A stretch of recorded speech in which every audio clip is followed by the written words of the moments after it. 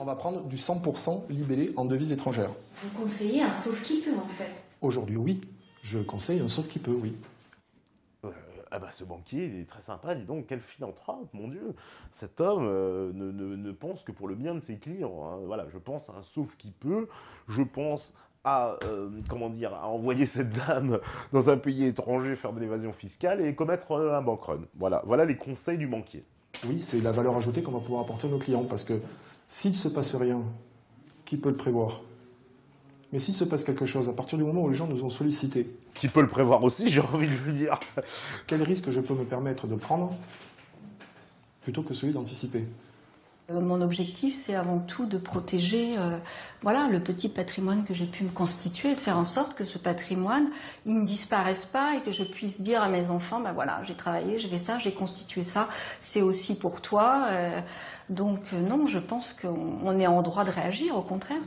Oui, oui, on a le droit de réagir. Alors son petit patrimoine, cette dame, j'aimerais bien connaître son petit le montant. On nous a pas indiqué évidemment de montant. Voilà, le banquier est quand même assez... c'est quand même un banquier cow-boy là, hein, que vous avez à faire. Donc faites un bank run, allez mettre votre argent. Moi je conseille à tout le monde de se sauver et de quitter ma banque.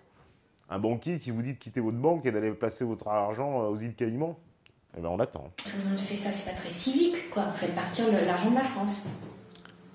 Vous faites quoi avec votre argent? Excusez-moi, mais aujourd'hui, ils ne vont pas sortir tout leur placement de la France. C'est juste de faire un aller-retour le temps que la crise passe, oui, tout à fait. Ah d'accord, donc c'est juste un aller-retour, le temps que la crise passe, puis vous reviendrez après. On me dit que c'est le banquier de Cahuzac. C'est déjà excellent, oui, effectivement, oui.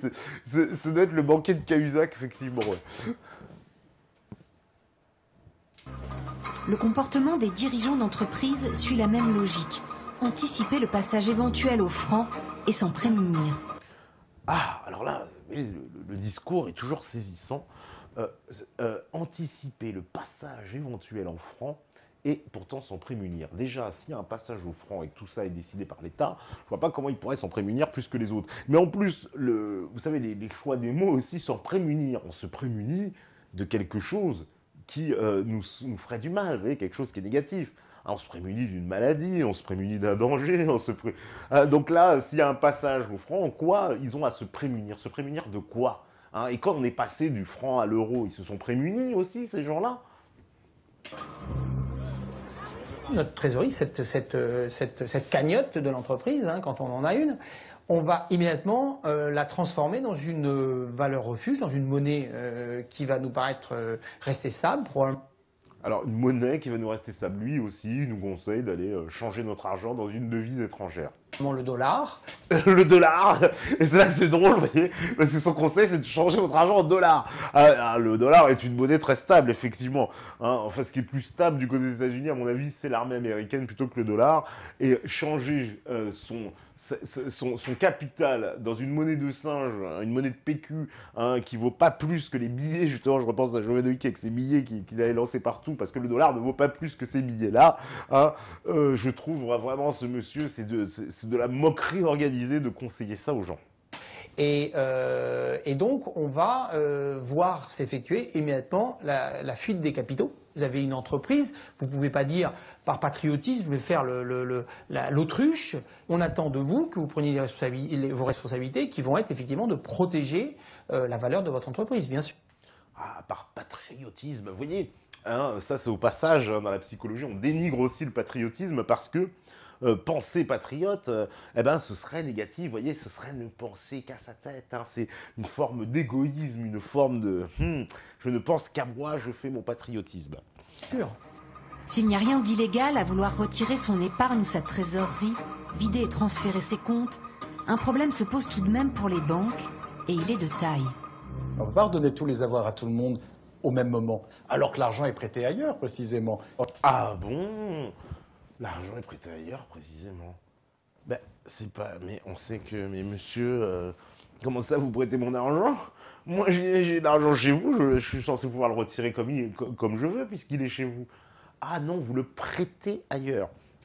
Mais ça, c'est un énorme mensonge, puisque ce monsieur, comme l'ensemble des banques, fait de l'argent avec des crédits, on sait que les réserves fractionnaires, c'est-à-dire ce qu'on lui demande d'avoir en réserve pour pouvoir accorder un crédit, c'est-à-dire une somme qui va créer ex nihilo en appuyant sur son ordinateur, c'est de l'ordre de 2-3%. Donc, ce qui veut bien signifier que sur un prêt d'1 million, vous allez faire quasiment 10 fois plus d'argent avec 1 million. C'est ça le principe, hein, vous savez, de la banque. Alors ce monsieur nous dit, ah bah oui, mais tout le monde va venir retirer son argent en même temps, il n'y aura plus assez d'argent parce qu'on l'a prêté ailleurs. Ah bon, ailleurs, mais à qui? Ils sont prêtés à 6 mois, à 5 ans, à 3 ans. Si les banques... Ça, c'est vraiment le mensonge, hein, parce que l'argent prêté par les banques n'est pas prêté sur... par exemple, vous voyez, c'est pas moi qui place mon épargne et cet argent-là va être utilisé pour prêter à quelqu'un d'autre. Non, c'est pas comme ça que ça se passe. On calcule le taux de réserve qui existe dans la banque et on dit vous avez le droit d'accorder tant de crédits. Et quand quelqu'un va pour contracter un crédit, une dette auprès de votre banque, eh ben, la banque va créer cet argent. Donc cet argent, il va être créé ex nihilo, il n'existe pas. Il va être porté à votre crédit. Et puis ensuite, il est créé sur la base de la promesse de votre remboursement. C'est tout. Donc quand ce monsieur me dit, oui, là, il nous fait croire, vous savez, aux fables de ce qu'on fait croire à la population depuis des dizaines d'années, c'est que les banquiers, en fait, prennent l'argent des comptes et puis, avec l'argent des comptes, ils prêtent à d'autres gens et puis ils jonglent comme ça. C'est faux. Ça, c'est faux. Ça, c'est faux. C'est faux. Alors ça, c'est sûr qu'ils jouent avec notre argent. Ça, je ne vous fais pas dire. Mais ce monsieur-là, il crée tout cet argent ex nihilo. Cet argent, il est créé de rien. Tous ces crédits-là, justement, qui disent « Ah ben, on ne pourra plus faire de crédit, vous allez voir. » Sont une épargne qui veut fuir. Elles ne peuvent plus financer les projets. Ah bon? Parce que les projets sont financés par l'épargne. Et ça donne des conséquences en chaîne qui sont très très difficiles à supporter. Ça, si les banques sont plus là pour le faire, il n'y a plus d'économie, il n'y a plus de développement. Ah, sans nous, il n'y a plus d'économie, il n'y a plus de développement. Eh ben moi, monsieur, je serais bien content qu'on se débarrasse justement de gens comme vous pour de la vraie économie et du vrai développement. Parce que ce sont ces parasites-là, vous voyez, qui profitent sans cesse de l'économie et du développement. Ce monsieur, ce président de la BRED, qui dit bah, sans moi, il ne se passe plus rien. Sans moi, vous n'avez plus d'économie. Mais monsieur, on va se passer de vous. Parce qu'on va vous renvoyer, justement, peut-être à Bruxelles ou où vous voulez. Et vous verrez que l'économie française s'en sortira très bien. Avec ou sans vous, monsieur. D'ailleurs, il avait préparé, vous voyez, ces petites notes, tout ça pour nous dire ça. Le risque, c'est donc une banque qui restreint ses crédits aux particuliers et aux entreprises. Autrement dit, un blocage total de l'économie. Bah, ça, c'est déjà arrivé. Et justement, c'est bien le problème. Les banques qui ne prêtent plus aux entreprises et aux particuliers. Oui, on l'a vu, comme en 2008, plus personne, on ne prêtait plus rien. Oui, mais ça, c'est déjà le cas. Ce n'est pas la sortie de l'euro.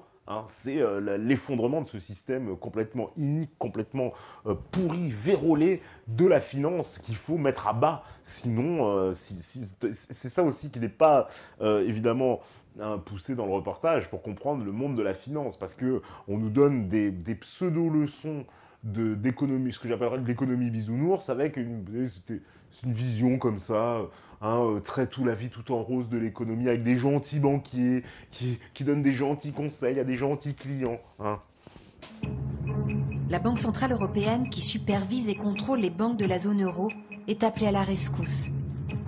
Mario Draghi, son président, Ex de Goldman Sachs, bon ça il aurait pu le préciser, nous on vous le précise évidemment, mais oui, ex-président comme ça, c'est Mario Draghi, il faut quand même vous rappeler un peu le CV du bonhomme. Réitère son engagement de faire tout ce qui est en son pouvoir pour soutenir les banques françaises.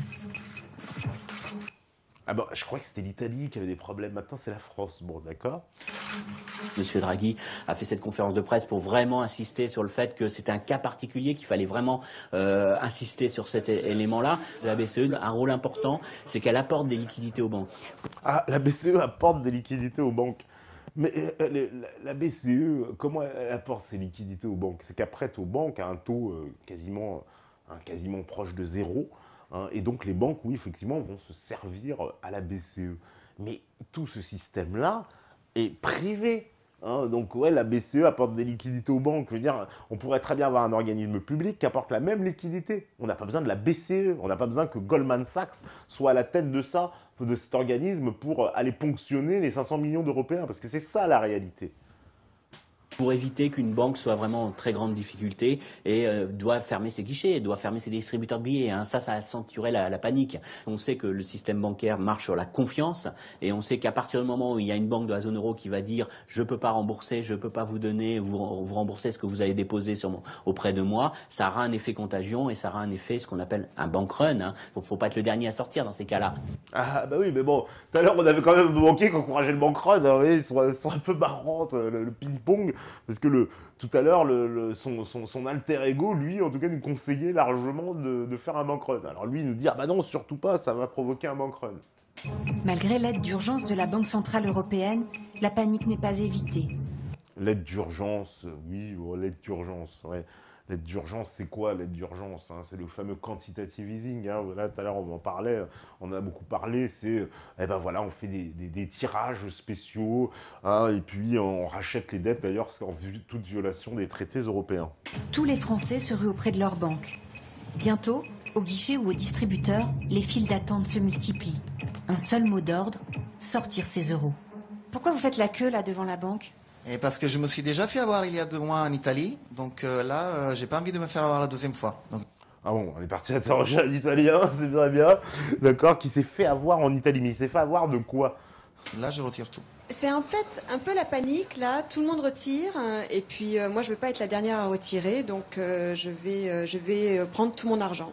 Moi, Bah oui, mais prendre tout son argent, déjà avec une carte bleue, c'est pas possible. C'est-à-dire que, bon, à moins que vous ayez de très petites sommes, mais j'imagine que ceux qui ont des comptes épargne, tout à l'heure on parlait d'épargnants, des gens qui ont 15, 20 000 euros, vous ne pourrez pas les retirer au distributeur. Hein, mais même là, vous voyez, en plein monde rose, puisque là on est dans le meilleur des mondes, donc eh ben là en ce moment même, vous ne pourrez pas aller au distributeur retirer vos 20 000 euros avec votre carte bleue. Hein, il va falloir que vous preniez un rendez-vous avec votre conseiller, que vous signiez des papiers, etc. Puis c'est très compliqué en plus quand vous voulez sortir votre argent de ce genre de truc. Donc distributeur ou pas distributeur, les produits dont on parlait tout à l'heure sur l'assurance vie, sur l'épargne ne sont pas concernés par ces fadaises. Hein. Voilà, ce sont des fadaises. Je leur fais pas du tout confiance, je fais pas du tout confiance aux banques. Je vais croiser les doigts pour qu'il y ait encore assez de coupures dans le distributeur pour tirer un maximum d'euros pour les garder auprès de moi parce que vraiment j'en ai besoin et ça me rassure en fait. Ah, bah, j'en ai besoin, ça me rassure. Bon, il est gentil le monsieur, mais nous aussi on se sent tous rassurés avec un billet de 100 euros dans la poche. Mais je vois pas en quoi, il dit ça me rassure, quoi. Il a peur de perdre quoi, son épargne. Mais comme je vous l'ai dit, son épargne, il ne peut pas la retirer au distributeur. Ça, c'est une invention. Et d'ailleurs, on me dit, tiens, c'est vrai, elle devient quoi l'Italie pendant ce temps? Bah, vous allez le voir, ça c'est assez impressionnant. Hein, de toute façon, on va pas tarder à faire une petite pause et vous allez voir au fil du reportage qu'est-ce que devient l'Italie. Les euros, les planquer chez soi et attendre. Ah, elle nous conseille de mettre les euros sous le matelas. Les options sont multiples. Oh, vous voyez un peu d'ailleurs ce qu'on nous est présenté, on cacherait dans des livres, hein, dans vos slips, dans vos chaussettes, bon, hein, pourquoi pas cacher derrière les pierres, les cochons, nous aussi on va cacher nos petits euros derrière les trolls. Et les techniques éculées. Oui, d'ailleurs, vous avez remarqué, c'est un livre Survivre à la crise. C'est une ambiance un peu conspi, survivaliste. Mais tout est bon pour se rassurer.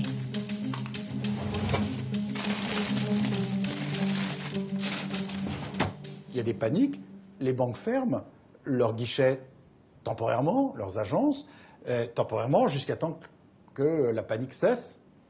Après, on explique aux gens que, ben voilà, pourront retrouver leur argent, mais dans le temps.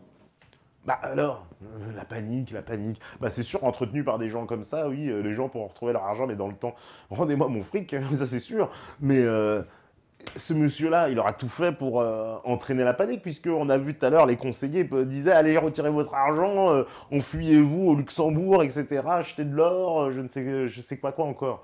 Donc tout ça, on voit bien que il y a un problème déjà entre ce qui nous est présenté en disant « Ah non, il ne faut surtout pas qu'il y ait de bank run » et des banquiers qui, soi-disant, vont encourager au bank run. Il n'y a pas d'autre manière de faire, hein, sans quoi ça veut dire qu'on serait obligé d'aller demander aux gens à qui on a fait crédit de rembourser immédiatement, ce qu'ils ne peuvent évidemment pas faire. Donc c'est la logique interne et légitime du système. Ouais. Donc en gros, hein, c'est vous qui devrez payer la dette de vos voisins. C'est ça que ce monsieur de la Bred nous explique. Je vous dis, on n'est pas bien barré. Ben, on va faire une petite pause, le temps que la régie, elle se prépare, et puis on reviendra dans ce Bonjour la descente de police. Non, mais non, mais non, mais non, mais non. Il y en a, ils sont au taquet, voilà. Donc, on va faire la petite pause et on revient juste après, toujours avec ce documentaire. Bye bye l'Europe, à vous la régie. Voilà, donc de retour sur la libre antenne, voilà, j'ai vu vos réactions, on me dit bravo quand même pour cette réalisation, cette daube, c'est du travail de pro, de bien manipuler les foules, ça je suis entièrement d'accord avec toi mon cher Quenel Raviol, et on va voir, ils vont continuer, vous savez, ils vont vous amener dans des sommets dans la manipulation. Pour calmer les esprits et endiguer cette fuite des capitaux, le gouvernement impose un rationnement provisoire aux Français. Ah, alors ça c'est très... Voilà, vous avez demandé 60 €, le montant maximum autorisé de 0 €. Donc, on impose aux gens une restriction des retraits. Mais alors là, moi, je suis assez étonné, hein, c'est pas celui qui a fait le reportage, hein, Madame Serfontaine, là, c'est que cette restriction existe déjà. Quand vous allez dans votre banque, moi je vais dans ma banque, c'est marqué 300 € par semaine. C'est marqué noir sur blanc quand vous arrivez à l'entrée, c'est marqué partout au guichet, etc. Vous ne pouvez retirer que 300 € par semaine au guichet. Voilà. Donc la restriction, elle est déjà là. Hein. On n'a pas attendu des spéculations pour sortir de l'euro. Donc déjà, ça, c'est une aberration. Et vous allez voir ce qui va se passer encore après. Alors là, on est dans je veux dire, la propagande, mais alors la plus poussée, vous allez comprendre. Des retraits limités à 1 500 € par mois et par personne. Ainsi qu'un contrôle d'échange, l'interdiction de sortir des billets et de virer des fonds à l'étranger. Ah, contrôle d'échange, interdiction comment dire, de sortir des billets, de sortir de l'argent.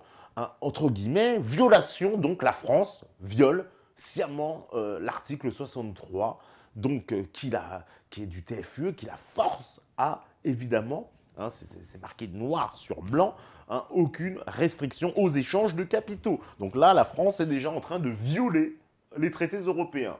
Alors, déjà. Donc ça commence comme ça. On dit, on commence par violer les traités européens. Bon, pour en est, on peut sortir de l'Union européenne puisqu'on commence par violer les traités.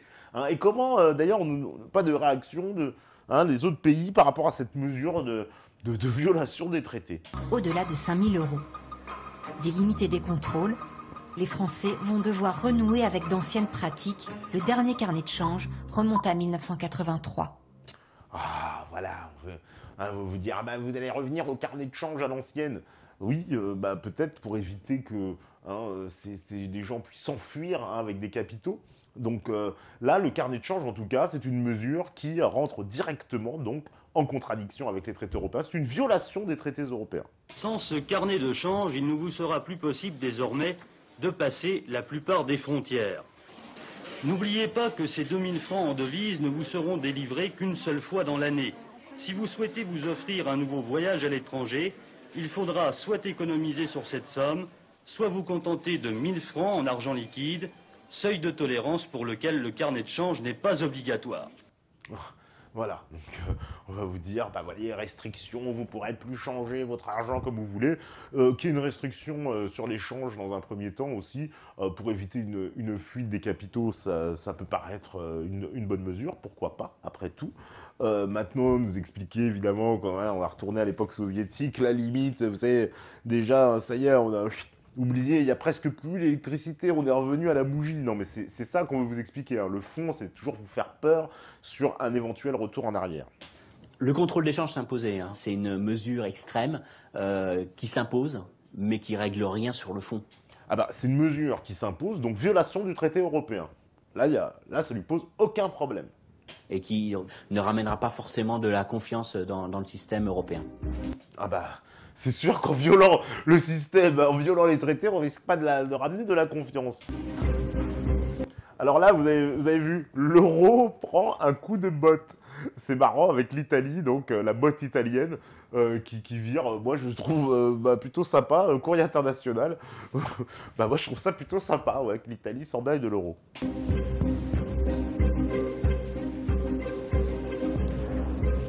Alors là, c'est titré « La concurrence italienne », un passage très important. Un mois après la sortie de l'Italie, cette fois, c'est à l'économie réelle de la France d'être touchée.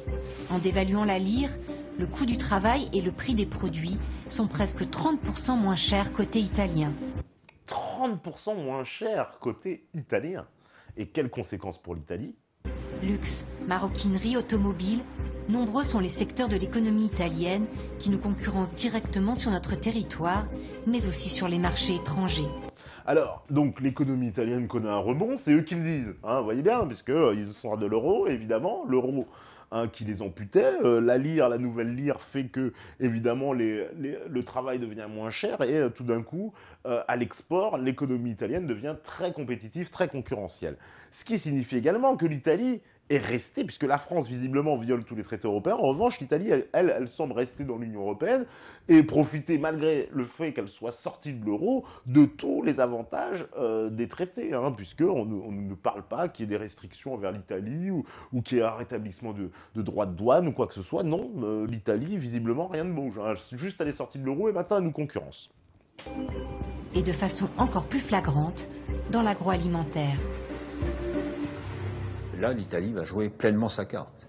Ah, dans l'agroalimentaire. Et ça, c'est très intéressant aussi. On verra le mensonge qui nous est délivré après concernant la France. Alors, concernant l'Italie, évidemment, si l'Italie dévalue et revient à la lire, elle va nous concurrencer dans les produits agroalimentaires, c'est évident. Et elle va la jouer aux dépens de ce que nous savons faire nous aussi, mais pour lesquels nous aurons évidemment des coûts supérieurs. En particulier dans deux domaines forts, le domaine des fruits et légumes, où là, une taille des croupières, et puis sur le domaine des produits viande notamment, alors tous les produits élaborés, évidemment on pense beaucoup au jambon, à des choses comme ça, mais... Vous nous concurrencez sur le jambon, bon, ça va. Moi j'aime bien le jambon italien aussi, hein, le jambon de Parme, bon voilà. Hein. Ça va bien au-delà. Donc là on voit tout de suite, évidemment, la conséquence d'une sortie de l'euro. Donc on voit tout de suite, oui, les conséquences d'une sortie de l'euro positive pour le pays. Mais il a du mal à le dire. Hein. Les européistes ont toujours du mal à admettre les choses. Pour les Italiens. Philippe Nicolas élève du bétail dans l'Ain. Ses clients, les abattoirs de la région, ne lui achètent plus ses bêtes, préférant celles des Italiens, 25% moins chères au kilo. Ah, donc lui se fait concurrencer, les viandes italiennes donc seraient 25% moins chères. Bon. J'ai besoin de les vendre 4 euros pour couvrir mon prix de revient. D'ailleurs, on ne précise pas, ils sont vendus en quoi, hein, parce que lui, il parle en euros, mais elles sont vendues en quoi ces bêtes italiennes? Parce que vous allez voir, pourquoi je dis ça, c'est par rapport à ce qui se passe après. Sans dégager aucune marge, et j'ai en face de moi un éleveur ou un engraisseur italien qui lui est capable de proposer le même produit, avec la même qualité, à un prix de 3 euros. C'est une chaîne sans fin, c'est-à-dire que ce produit, je ne peux pas l'écouler parce que personne n'en veut. Nous, éleveurs, on est condamnés à une cessation totale de l'activité dans des conditions financières qui vont être des conditions de banqueroute. Il n'y a pas d'autre alternative que ça. Il n'y a pas d'autre alternative, évidemment, si l'Italie reste dans l'Union européenne avec les mêmes règles, hein, parce que ça, c'est pas précisé, même si on sait qu'on ne peut pas sortir de l'Union européenne, ce n'est jamais précisé. Mais elle serait donc sortie de l'euro, mais elle aurait conservé tous les avantages du commerce et de l'Union européenne, on va dire des dispositions du traité. Non. D'autres solutions que ça, c'est pas une catastrophe à terme, c'est une catastrophe immédiate.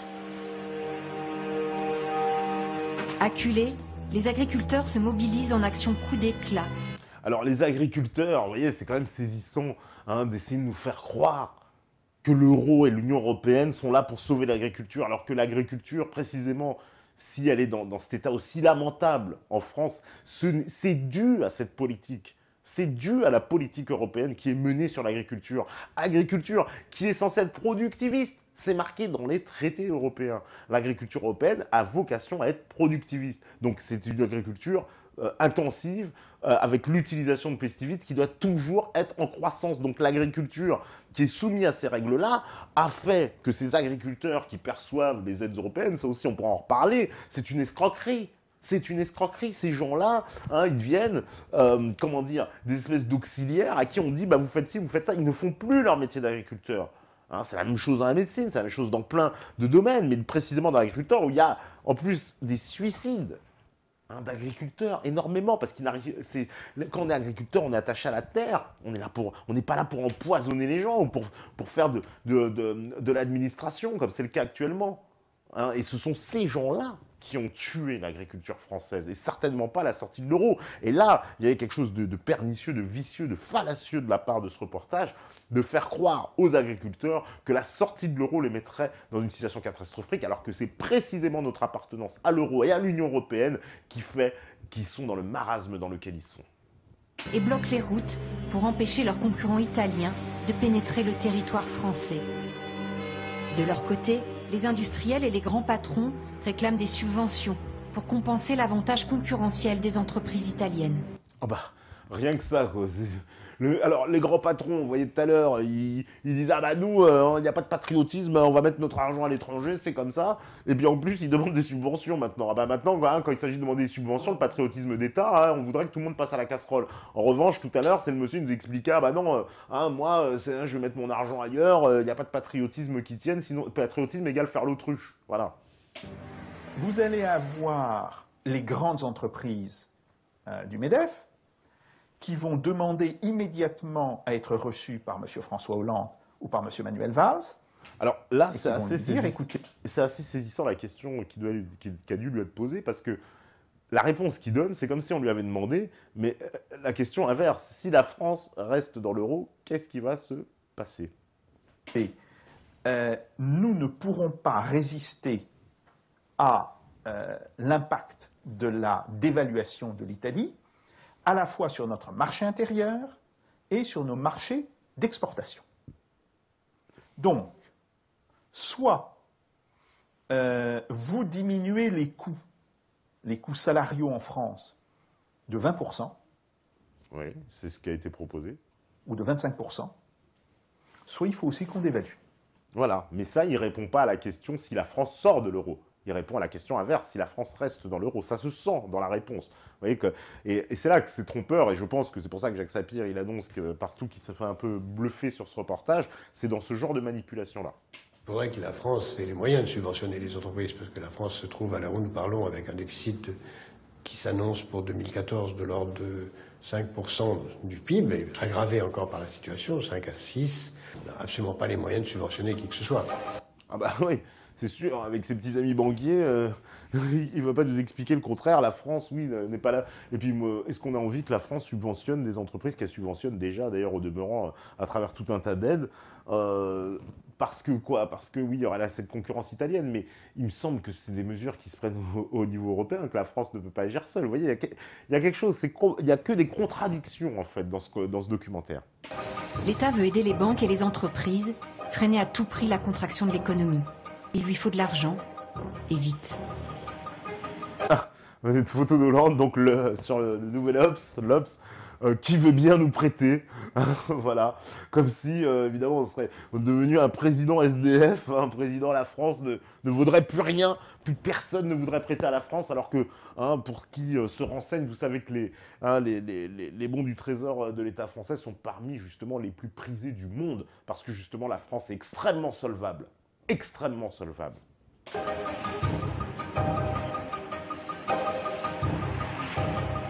La puissance publique cherche à emprunter cet argent dont elle a urgemment besoin. Elle se tourne vers les marchés et ses prêteurs habituels. Oui, les marchés et ses prêteurs habituels, les maquignons, les nouveaux maquignons des temps modernes, les usuriers qui vous prêtent de l'argent qu'ils n'ont pas et qui ne leur appartient pas.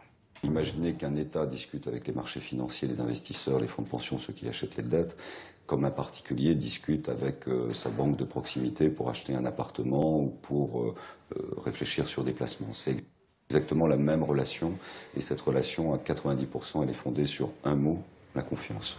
Voilà, alors ça, c'est le grand argument qui vous est présenté constamment, ça c'est souvent le cas malheureusement de certains médias, de certains économistes qui vous disent « Ah, l'État français, c'est comme un couple, comme vous, qui vous allez vous rendre à votre banque et vous allez acheter des biens, etc. » C'est complètement faux.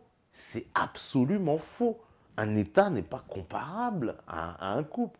Un État, il a le moyen d'augmenter ses impôts, donc d'augmenter ses revenus. Il a des actifs, un État. Je veux dire, vous avez un revenu. Vous ne pouvez pas augmenter votre revenu comme vous voulez. Vous n'allez pas dire, ce mois-ci, j'ai décidé de gagner 15 000 €. J'en gagne d'habitude 13 000. Non, c'est pas possible. C'est l'État comment dire, qui décide et qui peut jongler, augmenter son revenu, qui a des actifs, qui peut vendre, etc., qui a d'autres solutions. Donc, cette comparaison fallacieuse, encore une fois, là, c'est de l'enfumage de nous présenter un État comme un couple, hein, de nous montrer un peu presque que le couple serait aussi démuni, hein, l'État serait aussi démuni que le couple face à son banquier. C'est une escroquerie intellectuelle, c'est absolument faux. Un État, lui, il a des actifs, il a les moyens de décider de son budget, et ce n'est pas le cas pour un couple, donc c'est incomparable. Sauf que depuis 3 mois, les investisseurs ne nous font plus vraiment confiance. Ah bon, les investisseurs ne font plus confiance. D'accord. Alors tout à l'heure, on nous expliquait l'économie italienne repartait de plus belle depuis qu'elle est sortie de l'euro, mais la France, non, on ne nous fait plus confiance, nous on est vraiment punis. Hein. Ils redoutent que la France suive l'Italie, sorte de l'euro et s'engouffre dans une crise économique violente. Ah bah alors je comprends pas, tout à l'heure l'Italie, on nous disait que c'était la reprise dans tout leur secteur, luxe, automobile, etc. On voyait la FNSEA qui disait ah bah ils nous vendent tout leur jambon moins cher, machin. Et puis là maintenant c'est une crise économique violente. Ah bon. Et plus que tout, que nous ne puissions plus les rembourser. Oui, qu'on ne puisse plus les rembourser. Et puis ils ont peur de la France. Mais dis donc, alors la Grèce, Malte, Chypre, l'Espagne, le Portugal, l'Irlande, la Slovaquie, la Slovénie et tous ces pays qui ont connu des problèmes. Que doit-on en dire si la France, elle, est le pire mauvais élève? Alors, pour prêter à nouveau à la France, les créanciers habituels veulent être payés plus, beaucoup plus, avec une prime de risque. Ah voilà, la prime de risque qui est le moyen de spéculer évidemment sur la dette de la France, et donc ce qui arrive à la Grèce, qui arrive à l'Espagne, et qui va nous arriver aussi, et non pas par la sortie de l'euro, parce que nous sommes dans l'euro. Ils demandent des taux de rendement bien plus élevés. Ce jeudi matin, personne ne veut nous prêter à moins de 12%. Avec un tel taux, le coût des intérêts de la dette atteindrait 1,5 fois le budget de l'éducation nationale. Ah là, le budget de la dette, vous savez, les intérêts, les fameux intérêts, donc le salaire de monsieur Rothschild, etc., il exploserait. Ah ben évidemment, si on continue à emprunter à ces gens-là, qu'on n'est pas capable de créer l'argent nous-mêmes, c'est sûr que oui, ils vont nous plumer jusqu'au dernier ongle. Hein. C'est intenable, l'État ne peut tout simplement plus se permettre d'emprunter sur les marchés financiers. Si personne ne veut prêter à l'État français, il faudrait que la Banque Centrale Européenne achète cette dette française, finalement. Ça, c'est interdit par les traités européens, monsieur. Il faudrait que la Banque Centrale directement agisse et finance en direct l'État français. Ça aussi, c'est strictement interdit par les traités européens, l'article 123. Bon, ben voilà, visiblement, il y a une petite leçon d'éléments juridiques concernant l'Europe dans ce documentaire qui ont été volontairement évincés. Mais on voit qu'il y a toujours un problème de statut de la Banque centrale, que c'est pas évident pour elle d'intervenir. Je rappelle que la Banque centrale européenne n'a pas pour mission de racheter des emprunts d'État. Ah voilà, au moins les Allemands, on en a parlé hier, vous avez le sérieux allemand, on en a parlé avec Dortiguier, avec Anis Alfeda, là vous avez tout l'esprit allemand, évidemment, il dit la banque, elle n'a pas vocation. Alors, je ne parle pas assez l'allemand pour traduire, mais peut-être bien même qu'il dit c'est interdit par les traités, parce que le terme n'a pas vocation, oui, à la limite, ça peut se comprendre, puisqu'elle le fait quand même, et donc en toute violation, évidemment, des traités existants. Qu'elle peut le faire, qu'elle l'a déjà fait, dans des conditions de crise exceptionnelles. Ah oui, effectivement, en violant certainement les traités, à faire en plus qui est devant la Karlsruhe, la Cour constitutionnelle allemande, etc. Personne n'est vraiment d'accord sur ça. Mais c'est un débat qui est discuté à la Cour de justice européenne pour savoir si elle peut le faire de façon limitée ou illimitée. Oui, de façon limitée ou illimitée, alors qu'il est marqué noir sur blanc que la banque n'a pas le droit de le faire. Bon, je ne sais pas comment ils vont s'en sortir par une pirouette juridique encore, certainement. Mais il faudra de toute façon que la Banque centrale européenne et les marchés soient convaincus que la France mettra en place une politique de réforme. Mais alors je comprends pas. La France, elle sort de l'euro, et il faut encore qu'elle demande l'autorisation à la Banque centrale européenne. Vous voyez, il y a des choses incompréhensibles quand même dans leur scénario catastrophe. C'est que d'un côté, on sortirait de l'euro, donc j'ai envie de dire, on est en train de leur dire, allez tous vous faire en papaouté, et puis de l'autre côté, on nous dit, du côté de l'Allemagne, non, attention, c'est la Banque Centrale Européenne qui va décider, qui va machin, faudrait savoir, soit moi j'envoie tout bouler, puis je leur dis, votre euro, vous savez, vous pouvez vous le mettre, soit, je m'assieds à la table et je fais ce qu'on me dit, mais à ce moment-là, je reste dans l'euro. somme que cela en vaut la peine. On a parfois le sentiment. Oui, une photo très saisissante, hein, Hollande et Merkel. Alors, ils ont volontairement, d'ailleurs, fait une voix de doublage à Merkel, pas sympa, voilà. Ça aussi, c'est des petites choses dans le reportage. Que les efforts se relâchent rapidement, les efforts pour mettre l'Europe sur une base durable. Et il ne faut pas qu'il y ait ce relâchement. Les réticences à prêter à la France sont les mêmes Elle avait l'air méchante, hein, Merkel. Ouh. du côté du Fonds monétaire international. Christine Lagarde, sa présidente, doute des capacités de la France à se maintenir dans la zone euro. Ah oui, voilà, bah oui, c'est une américaine, hein, vous savez, hein, Christine Lagarde, hein, elle a que le nom que le français, hein, comme on dit, hein, Lagarde, mais sinon, c'est une américaine fière de l'être, hein, anglophile, anglo-saxonne, elle n'a plus rien de français, évidemment, à part son nom, et puis peut-être bien sa nomination au FMI, qu'elle doit aussi certainement aux voix de la France. Et voilà, cette dame, évidemment, n'a plus confiance en la France. Hein. Vous savez, cette élite-là, la France, il l'enterre. Hein. Il l'aurait bien jeté à la poubelle. On comprend pourquoi on reparle de créer une banque centrale indépendante, de revenir à une nouvelle monnaie. Ah, on comprend qu'on reparle de créer une banque centrale indépendante. Pourtant, il me semble que la BCE se targue hein, d'être la banque indépendante par définition. Et pourtant, bah là, on voit que non, c'est... Hein, voilà, on me dit que d'incohérences, effectivement. Et vous allez voir, et c'est pas fini. Non, mais je veux dire, on atteint des sommets. Vous allez voir, ça va monter, ça ne va que crescendo. Mais si vous constatez déjà, vous voyez, toutes les incohérences qu'on voit depuis le début, mais vous allez voir après, c'est catastrophique. Parce que ça serait une des solutions, pas idéale, mais comme personne ne veut prêter à l'État... Ah, ce serait une des solutions, pas idéale. Ah, vous êtes une banque indépendante. Hein. Il faut préciser d'ailleurs le mot du sens indépendant lorsqu'il s'agit d'une banque centrale. Hein, parce que ça, c'est très important. Une banque centrale indépendante, elle n'est indépendante que du peuple. Elle est indépendante de vous, c'est tout. Hein, c'est ça, une banque centrale indépendante. Faut pas aller chercher pendant 10 ans. Elle est indépendante de quoi? Indépendante. Hein. Elle n'a aucune... Hein, elle n'a rien à rendre, pas de compte à rendre. Mais les comptes à rendre, c'est à vous. Elle n'a pas de compte à vous rendre. C'est ça une banque centrale indépendante comme l'est la BCE. Et nous, ce qu'on voudrait justement, c'est une banque d'État publique. Hein, qui a des comptes à rendre et qui ne soit pas indépendante. Au contraire, elle doit être complètement dépendante du peuple. C'est ça. Eh ben, le mieux, le plus facile, la solution la plus facile, c'est d'imprimer des nouveaux billets et d'assurer finalement le financement de l'État en créant cette monnaie. Ah bah, d'abord, oui, bah, c'est le bon sens. En fait, le bon sens, les frais, hein, vous voyez, un État qui crée sa propre monnaie, qui se passerait des banques, la Banque Centrale Européenne, bon, c'est la solution, on ne va pas y échapper, mais c'est horrible. Hein, pour ce monsieur, c'est horrible. Se prêter à soi-même en créant l'argent dont on a besoin, autrement dit, faire marcher la planche à billets. Ah, voilà la fameuse expression, vous savez de quoi faire, hein, trembler dans les chaumières, la planche à billets. Hein. Mais qu'est-ce qu'on fait actuellement hein, si on ne fait pas marcher cette planche à billets hein, demandez à la Fed s'ils ne font pas marcher leur planche à billets. Hein, on parle de ça comme une idée, créer son argent soi-même. Mais qu'est-ce que fait le travail de M. Rothschild? Il appuie sur un bouton quoi, pour créer un argent qui n'existe pas. Et vous me dites que ces gens-là me disent que non, si l'État ferait ce travail, forcément, ça va mal se passer. Mais en quoi? Bah oui, peut-être qu'il ne touchera plus le salaire, parce que pour le moment, les fameux intérêts de la dette qui explosent, et les intérêts de la dette qui nous ont présentés chaque année, qui représentent plus de 60 milliards actuellement, eh bien ces intérêts de la dette ne sont que, comme ils sont précisés, les intérêts de la dette. Ils ne représentent même pas le capital, ce sont les intérêts de ce qu'on paye sur des emprunts auprès d'organisations privées. Donc on enrichit les gens, le système bancaire international. Voilà, grâce à ce système-là. D'ailleurs, il ne va pas être loin pour commander ce genre de manipulation, ce système bancaire. Sauf que cette opération est interdite par les traités qui régissent l'euro. Pour s'en affranchir... Ah, enfin? Ah bon, là, hein, voilà, elle aurait pu nous sortir l'article. Bon, ah oui, les traités qui régissent l'euro, quand même, c'est interdit. D'accord. Il faudrait précisément quitter l'euro.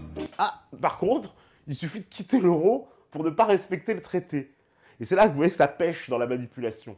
Parce que quitter l'euro sans sortir de l'Union européenne, ce n'est pas possible, encore une fois. Et vous voyez, encore une fois de la preuve de la manipulation, on jongle, on vous dit « Ah ben, faire ça, c'est interdit parce que les traités l'interdisent, et si on voudrait le faire, il faudrait quitter l'euro. » Mais quitter l'euro implique de sortir de l'Union européenne, mais ça n'est pas précisé. Alors que comment on va quitter l'euro juridiquement? Comment ça va se passer? Qui? Quoi? Ça va quoi? On va passer un nouveau traité? On va ratifier, etc. Comment ça va se passer? Ce vendredi, dans l'après-midi, le président de la République annonce une intervention télévisée au journal de 20h. Quelques heures plus tard, il l'annule. Les rumeurs parlent d'une sortie en catastrophe. Ah mais bon, la Hollande, bon, on va dire qu'on les gratine un petit peu plus, donc il annoncerait une sortie, puis après, finalement, il se rétracterait. Ben, je veux dire, si on doit sortir, on doit sortir, à un moment donné, on doit le savoir, mais oui, ça, c'est... Alors, c'est quoi? C'est l'amateurisme le plus total? Bon, d'accord, bon, on les gratine un peu plus, Hollande, bon, je veux bien qu'il le mérite quand même, mais c'est pour nous expliquer, voilà, là, ce serait la désorganisation. Mais cette désorganisation totale au plus haut niveau de l'État, pas besoin d'attendre la sortie de l'euro, hein, voilà.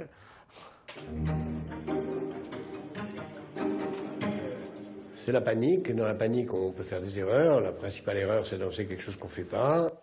Ah, voilà. Lui, par contre, il est très au courant. Attali, il est un pilier de ce reportage, puisque lui, il connaît le scénario. Vous voyez, il a annoncé quelque chose qu'on ne fait pas, donc il est directement connecté à la formation qui a été donnée juste avant, dans le scénario. Il vaut mieux faire les choses et les annoncer. En plus, c'est extrêmement difficile. Qu'est-ce qu'on fait? Est-ce qu'on annonce des réformes de structure absolument énormes pour essayer de regagner la confiance? Ça veut dire porter l'âge de la retraite à 70 ans, réduire la durée d'allocation chômage à 3 mois au lieu de 2 ans. Des mesures, oui, j'adore parce que des mesures populaires, oui, c'est sûr. Annonce-les, toi, Attali. Hein, viens l'annoncer au peuple dans la rue aussi. Viens l'expliquer en face aux gens ce que tu prévois. Ça veut dire réduire le salaire minimum des jeunes à le SMIC moins 30%. C'est toute une série de réformes qui seraient nécessaires dans la période de crise dans laquelle on est pour regagner la confiance des prêteurs. Pour regagner la confiance des prêteurs. Donc vous êtes tous des misérables esclaves pour les prêteurs. Au moins, ça a le mérite d'être clair. Hein. Vous n'êtes tous qu'à la solde de prêteurs. Vous n'êtes tous que des biens et des marchandises, avec un montant de calcul d'une force de travail pour des prêteurs. Voilà, nous sommes donc soumis à ces prêteurs. Et bien moi, je vous encourage qu'on aille pendre haut et court tous ces prêteurs. Après tout, on appelle les marchés, mais c'est les prêteurs, c'est ceux qui nous prêtent de l'argent, et ils demandent ça. Voilà, ce sont les prêteurs, ils demandent ça. Hein, ils demandent, vous abaissez 30%, vous allez bosser jusqu'à 70 ans, etc. Eh ben nous, le peuple, ce qu'on demande, c'est de vous pendre haut et court, et de vous attacher par les pieds. Hein, voilà, c'est ce qui va, et c'est comme ça que ça risque de finir, monsieur Attali. Hein. Il faut mais il le demande. Donc soit il annonce ça, soit s'il ne l'annonce pas, parce qu'à la fois il trouve ça pas bien, il trouve ça injuste, et en même temps... il pense que jamais un Parlement ne votera ça, eh bien, il n'a qu'une seule façon, c'est débrancher la prise et de sortir du système et de dire au marché, je ne vous paye plus, je ne vous rembourse plus. Donc je sors de l'euro. Je vous paye plus, je vous rembourse plus, je sors de l'euro. Mais attendez, on change de monnaie. Ça n'a rien à voir. Comment ça, on paye plus ou machin, etc. On n'a jamais dit qu'on payerait plus. On a juste dit qu'on change de monnaie. Alors après, oui, les fameux prêteurs, on va peut-être leur dire, vous voyez, cette monnaie en euros, maintenant, on va vous payer en francs. Ouais, pourquoi pas? Ah oui, le franc vaut moins, après, autant de change, de machin. Oui, mais ça, qu'ils perdent, voilà. Mais nous dire, oui, il a choisi de...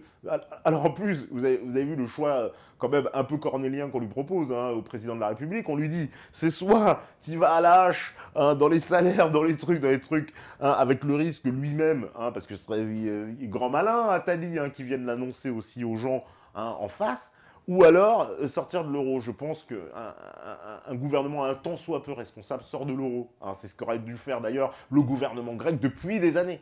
Regardez où en est la Grèce. Et je ne vous rembourse plus. Dans ce cas-là, il vaut mieux le faire avant de le dire. Nulle part dans les traités européens, il n'est prévu de disposition pour sortir de l'euro. Ah, mais ça c'est fantastique. Alors ce passage-là, il est assez fantastique, surtout dans le montage tel qu'il a été fait. Alors là, soit c'est, on va dire, le hasard le plus total, ou alors il s'agit bien du vice des monteurs et des organisateurs de cette machination, parce que précisément la personne qui a écrit le traité de Maastricht et qui s'en vante, et pour ça, on va pas vous repasser la vidéo, mais il s'en vante, c'est Monsieur Attali. C'est lui-même dans une vidéo qui nous explique que dans le traité de Maastricht, puisqu'il a participé à la rédaction du traité, donc il en a été l'un on peut le dire, un des plus éminents rédacteurs, il le dit clairement, c'est une vidéo qui date maintenant d'il y a quelques années, hein, qui est sortie aux alentours de 2011-2012. Hein. Cette vidéo-là, qu'est-ce qu'elle précise? Qu'est-ce qu'elle dit, cette vidéo? Elle dit tout simplement, on voit Jacques Attali qui parle et qui dit « Ah bah vous savez, quand j'ai participé à la rédaction du traité de Maastricht, nous avons fait en sorte qu'il ne puisse pas y avoir de sortie de l'euro. » Et il ajoute, tout ceci n'était pas très démocratique. À ce moment-là, vous voyez, ça s'esclaffe hein, dans l'auditoire. Et puis, vous avez, comment dire, il enchaîne ensuite pour nous dire « Ah bah oui, mais c'était le seul moyen pour forcer tout le monde à s'y mettre et dire qu'il n'y avait pas de retour possible. » Donc, soit cette dame, hein, elle est très mal renseignée, soit il faudrait qu'elle aille un petit peu encore s'informer sur cette affaire, parce que justement, précisément, c'est le monsieur qu'elle a invité dans ce reportage à qui elle devrait poser la question « Pourquoi, lorsque vous avez rédigé ce traité, vous n'avez pas pensé à élaborer une clause de sortie ?» Et évidemment, on l'admet, les clauses de sortie n'existent pas. Donc, ce qui veut dire qu'un pays qui doit sortir de l'euro doit sortir de l'Union européenne. Et il n'y a pas d'autre solution. Tout le reste, c'est de la littérature. Ce sont des fadaises de service public. Pendant tout le week-end, le chef de l'État consulte, il prend les avis. Va-t-il sortir du système ou décider de réformes de structures considérables pour y rester? A-t-il encore le choix? À l'heure où nous parlons, je suis sûr qu'en France, il n'y a pas grand monde qui aimerait être au gouvernement. Ah bah, bien sûr, ah bah, surtout ce monsieur qui est là depuis Mitterrand, Sarkozy, etc. Ah bah oui, hein, c'est lui qui nous dit ça. Ni Marine Le Pen, ni la droite, ni ceux qui sont au gouvernement aujourd'hui, qui seraient très contents d'être ailleurs. Ni Marine Le Pen, encore faudrait-il qu'elle eût je ne sais pas, peut-être une majorité à l'Assemblée avant, peut-être pour gouverner, hein, ce sera plus pratique. Je sais pas qu'on lui dit oui Marine Le Pen, oui d'accord. Dimanche à 16h, les délégations des pays membres convergent en urgence à Bruxelles pour une séance extraordinaire. La France va quitter l'euro. François Hollande a tranché. Il doit avertir ses partenaires européens de cette décision unilatérale, lourde, qui pèsera forcément sur l'avenir de l'euro, sur l'avenir de l'Europe. Oui, sachant que l'Italie est déjà sortie, je le rappelle, de l'euro. Hein. Donc on est en situation où l'Italie est sortie de l'euro et tous les autres pays vont y rester. Et là, la France sortirait de l'euro, ce serait évidemment la catastrophe.